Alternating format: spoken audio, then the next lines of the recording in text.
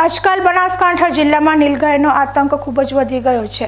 ડીસામાં ગઈકાલે મુખ્ય બજારમાં એક નીલગાય ઘૂસી આવી હતી। બાદમાં તપાસ કરતા ખબર પડી કે આ નીલગાય એરપોર્ટ પરથી આવી હતી। એરપોર્ટમાં એરફોર્સ દ્વારા ડીલ શરૂ કરવામાં આવતા આ વિસ્તારમાં આધુનિક સાધનો લગાવવામાં આવ્યા છે અને આ સાધનોને નીલગાય નુકસાન ના પહોંચાડે તે માટે ત્યાં વિચરતી નીલગાયને સમૂહને બહાર કાઢવામાં આવતા આ ગાયમાંથી એક ગાય ડીસાના મુખ્ય બજાર સુધી પહોંચી ગઈ હતી। ત્યારે આજે થરાદમાં નીલગાયનો મહાઆતંકનો વિડીયો સામે આવ્યો છે।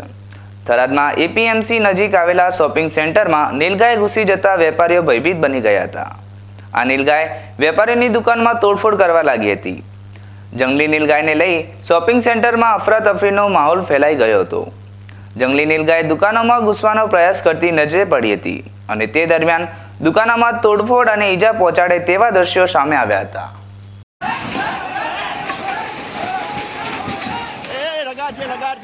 લગાડજે દુકાન ધોક લાગજે।